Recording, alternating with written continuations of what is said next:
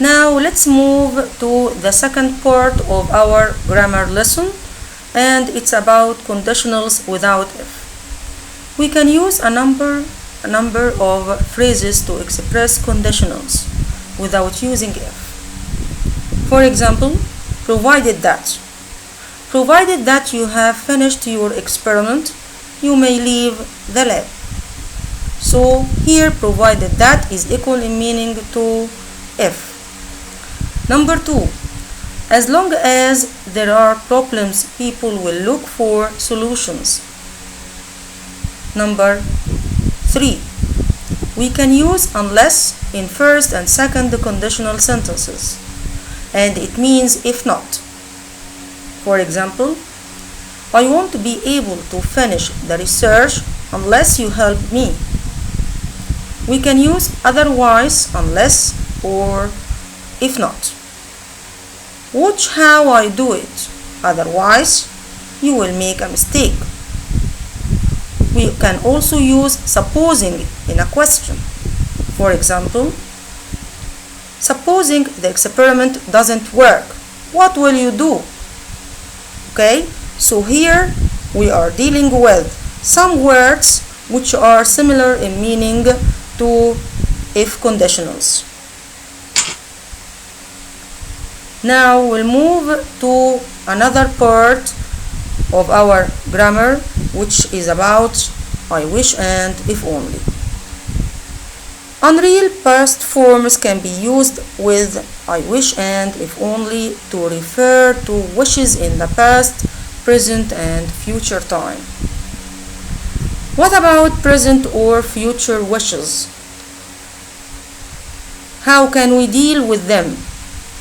We use wish or if only plus a past tense when we talk about present or future wish. For example, I wish I knew the answer. Example number 2, if only he could win the next science scholarship. Example number 3, I wish we were going to the Space Museum next week. What if we have a past wish or a wish which is related to the past? We use wish plus past perfect, and this case especially refers to the feeling of regret. When we regret about our past, or we wish a past wish and we want to express our regret, so we use I wish or if only plus past perfect. For example, if only she had graduated last year, but the fact is that she didn't graduate last year. We use I wish and if only plus would plus infinitive when we talk about other people's annoying habits or annoying behavior. So when we want to change a situation which is annoying for us, we use I wish or if only plus would plus infinitive. For example, I wish you wouldn't bother me all the time. So when we want to summarize this rule, I wish and if only plus a past tense to express a present or a future wish. I wish or if only plus past perfect to express a past wish or to express regret about the past. I wish or if only plus would plus infinitive to express an annoying habit or annoying behavior. Okay? Now let's talk about inversion. What do we mean by inversion? Inversion means a change in the word order. This is called inversion. Okay? Why do we use inversion in our sentences?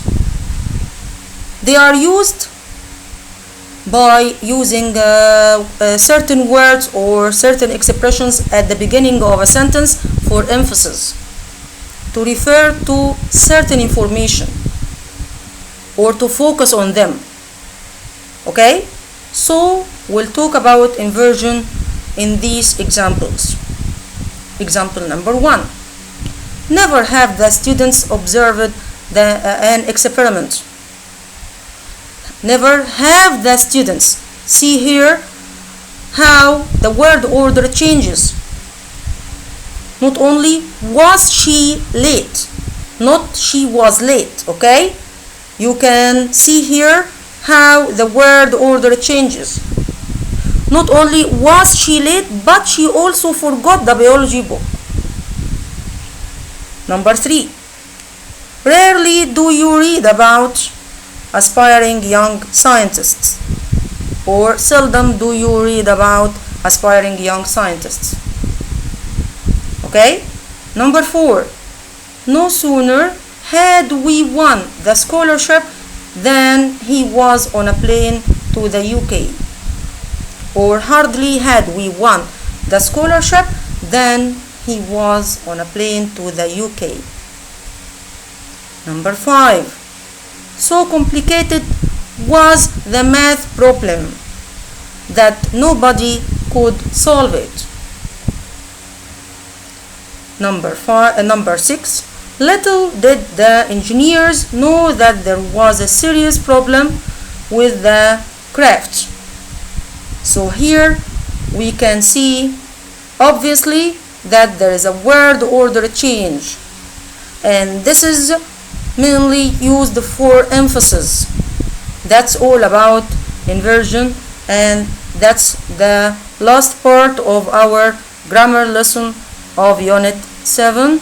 I hope you understood what we explained in this unit. Thank you for listening, my dear students.